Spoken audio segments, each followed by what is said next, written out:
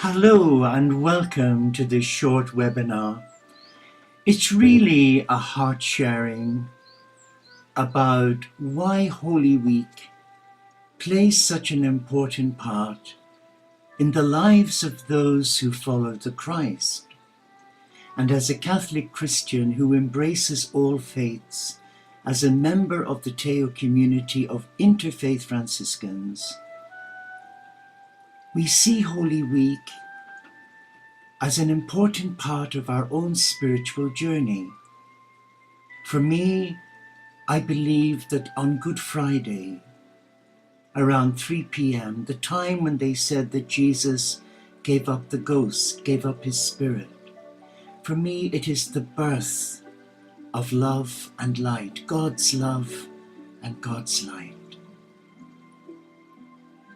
It is a challenging week because you're empowered by that inner voice of spirit to revisit those areas in your life that may hold you back: fear, anxiety, tension, low self-esteem, low self-worth. And even in God's service, we are not immune from challenges, from trials and tribulations. And just a minute ago, I opened this wonderful manuscript, Entering the Castle, by none other than the great Teresa of Avila. And she said, Teresa understood the pain of betrayal like Christ, having been the subject of her fellow nuns' gossip and criticism.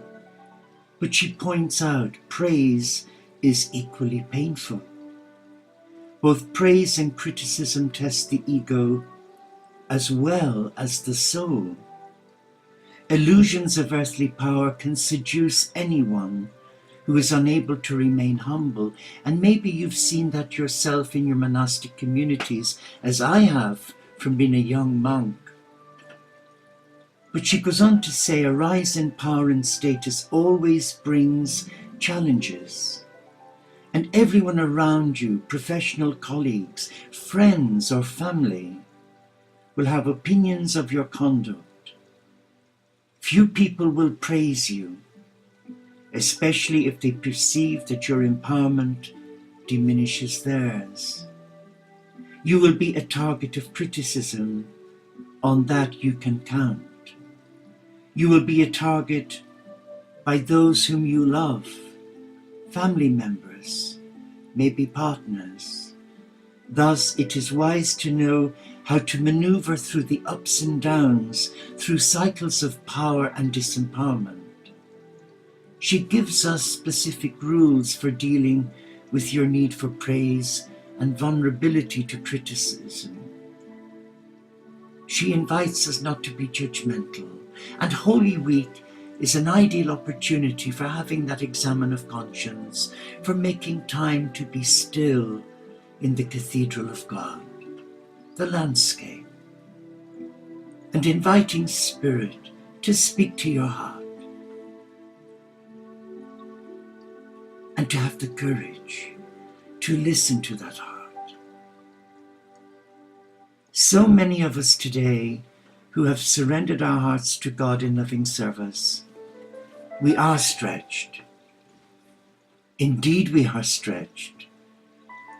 We're pulled in so many places that there comes a time where we don't know whether we're Arthur or Martha. And I know many of my friends are being laid low at this moment with illness. Only recently, a dear friend who was out walking the fells nearby fell and fractured his leg.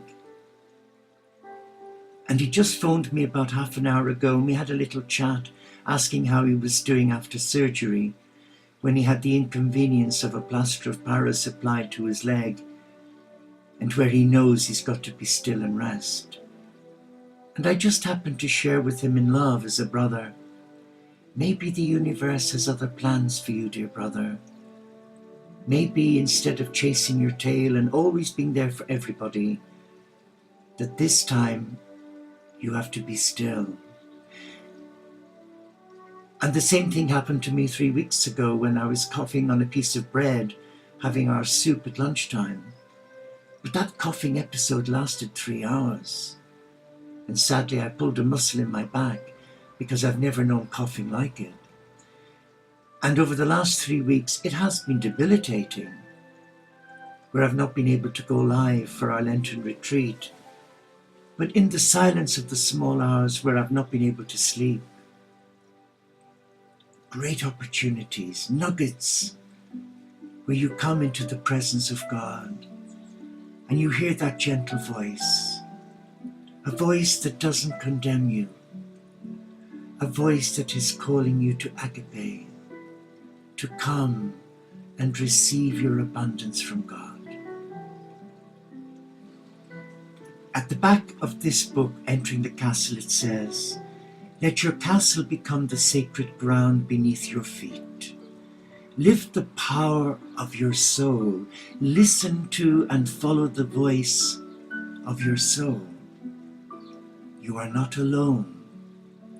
No higher purpose in this life exists than to be called into a mystical relationship with the divine. And Holy Week is a precursor to that penultimate experience of pure joy on Easter Sunday, when there is a spiritual reawakening and a rebirthing with the risen Christ." But who is this Christ? Who is this man? Well, Jesus said, "Many say, 'Lord, Lord,'" or he says, "Don't be fooled by false appearances. For those who say, 'Lord, Lord,' well, there's no guarantee that they will come into the kingdom of God. But those who do the will of the Father." To say you love Christ means that you are willing today to surrender to him. To say that you follow Christ means that you're willing to walk alongside him. And to say that you only do God's will means that you listen to your heart, your teacher, the gateway to your soul, the gateway to God. And to say that you listen to your heart means that you are willing to be still in the presence of God. And to know peace is to reflect peace. And to harm one is to harm all. To support one is to support all. And to embrace the marginalized is to embrace the real Christ. So this coming Holy Week, I'm hoping to go live every evening at 8 p.m. on our Doves for Peace channel with a video of a shared talk and maybe a guided meditation, right up until Easter Sunday evening. But from Easter Monday, the 28th of March, we go back to our old time of 10 o'clock in the evening instead of 8 p.m. We go live 10 o'clock London time for about 15 to 30 minutes, no more, with a thought for the new day, a heart reflection, and a short guided meditation where we invite the Christ, the cosmic Christ, to empower us, take responsibility for our spiritual journey, and to seek moments that are precious for our soul, when we can be still in the presence of love and honor that love. As a monk here in our little monastery, time is such a precious commodity. There's always plenty to do. But it's in making time, for me, around 3 in the morning, when most of the United Kingdom are asleep apart from the doctors and nurses working in our hospitals and care centres, but it's a precious time. But I'm never alone, because nature is with me. We have a beautiful owl which I've nicknamed Ollie, who sits on one of the yew trees in the garden And around 3 a.m. I can hear Ollie singing his little heart out, praising God. Join me for this Holy Week, live on Doves for Peace. And hopefully, from Monday the 28th of March, we will go live from the new time, because our clocks go forward an hour, at 10 p.m. every evening. And it's where it's not my words I will use. It will be the words of the Christ. His words will speak to your heart. So thank you. And I wish you a blessed Easter. And all that I wish myself, I wish for you too.